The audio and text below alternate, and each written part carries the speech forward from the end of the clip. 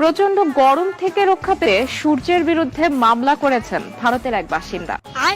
শিবপাল সিং নামের ওই ব্যক্তি সূর্যের বিরুদ্ধে ভারতীয় দণ্ডবিধি অনুযায়ী মানসিক ও শারীরিক নির্যাতনের অভিযোগ আনেন। তিনি সূর্যের বিরুদ্ধে কঠোর ব্যবস্থা নেওয়ার জন্য আদালতে আর্জি জানিয়েছেন। কি মানুষ রে বাবা,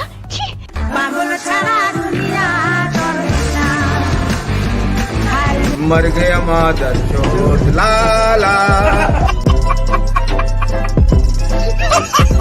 তো আমরা এখন চলে যাব আমাদের নেক্সট রাউন্ডে। তোমাকে সানি লিওনের সাথে তুলনা করা হয়, কিন্তু কেন করা হয়, তুমি এটা কিভাবে নাও? বাইগান। এটা কেমন কোয়েশ্চেন, এখানে আমাকে রোস্ট করার জন্য আনা হয়েছে? এটা আমরা জাস্ট নিয়েছি। এটা আমরা পজিটিভলি নিই। সেটা হচ্ছে সানি লিওনের মানুষ খারাপ বলে, বাট না দেখে পারে না। আমারও মানুষ খারাপ বলে, কিন্তু আমাকে না দেখে পারে না। মানে আমাদের দুইজনকে অডিয়েন্স না দেখে থাকতে পারে না।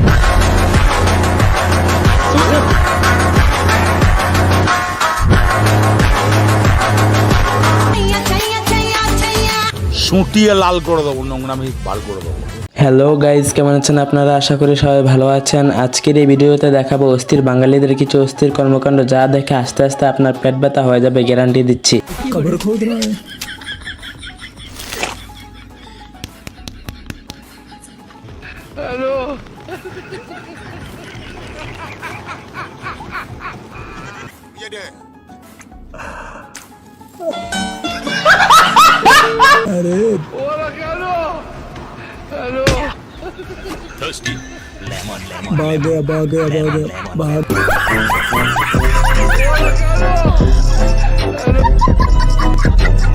একজন কমেন্ট করেছে মেয়েটা পাগল। আচ্ছা, একটা ছোট বাচ্চা ওই তো পাগলামি করবে। ছোট বাচ্চা, নাদান বাচ্চা পাগলামি কি আপনি করবেন? বুড়া ধামরা আপনি করবেন, আমি করবো? আমার মতো মেয়েরা কিরকম পাগলামি করে? ছোট বাচ্চারা পাগলামি করে। না, আমি করে নাই, তোমাকে করতে কমেন্ট। আমি কি দোষ করলাম ভাই? আমি তো বুঝি না, মাথা ঢুকে না।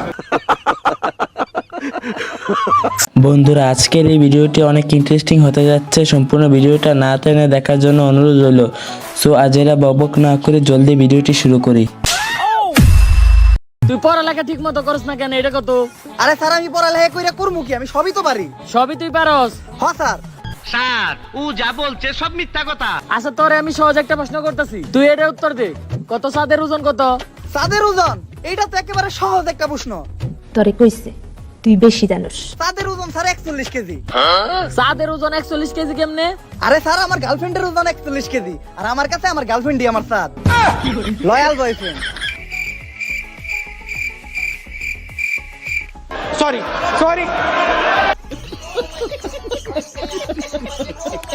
এই সময় কম, শুরু করো। তো গায়েস, শুরুতেই দেখে আসি টিকটক ও সোশ্যাল মিডিয়া কাঁপানো অস্থির বাঙালিদের অস্থির কার্যকলাপ, যা দেখে আপনিও বলবেন এরা কারা। যেহেতু ক্লাস 8 এ পড়ি, এখন লাইফটা এনজয় করার পর তো আমি বলবো যে যদি খোলা থাকে মানে আমাদের জন্য ভালো হবে। কারণ হচ্ছে ফার্স্ট অফ অল আমি আইডিয়ালে পড়ি, সেকেন্ড অফ অল হচ্ছে সব ফ্রেন্ডরা একসাথে থাকতে পারবো, বিশেষ করে আড্ডা মারতে পারবো। পড়াশোনার ক্ষেত্রে তো আমি নাই, ব্যাক বেঞ্চার স্টুডেন্ট। আড্ডা মারার জন্য আমাদের জন্য পারফেক্ট একটা দিন শনিবার। বরং তো থাক, সমস্যা কি? ফ্রেন্ডস, আড্ডা, এগুলো আগে আমার কাছে।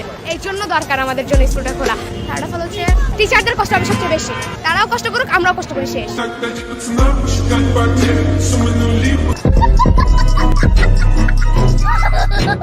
হ্যাঁ বোন, আগে আড্ডা, পরে পড়ালেখা, যা আছে সব। আপনাদের কথা চিন্তা করে হলেও স্কুল কলেজ খোলা রাখা উচিত। এই 40 ডিগ্রি আর 45 ডিগ্রি গরম আর কি। এরকম ব্যাক বেঞ্চার কারা কারা আছেন কমেন্টে বলে যাবেন। ঠিক আছে ঠিক আছে।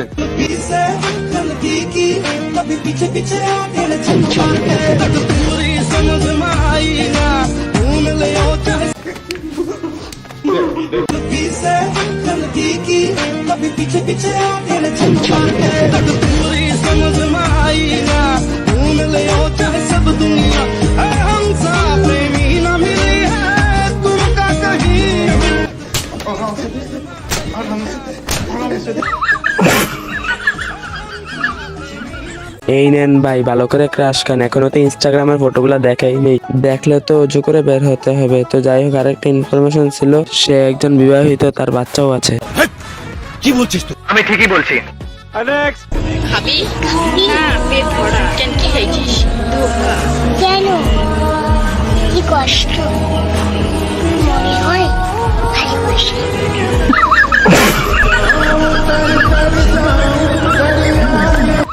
আমার লাভ লস নেই, আমার লাইফটাই লস।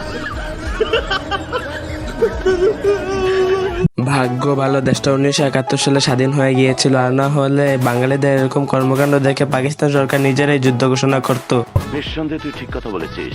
যাই হোক, সো গাইস, বরাবর মতো আজকেও বিদায় নিচ্ছি। ভিডিওটি ভালো লেগে থাকলে লাইক কমেন্ট শেয়ার করবেন এবং সাবস্ক্রাইব করবেন। বিদায় নিচ্ছি, দেখা হবে পরবর্তী পার্টে।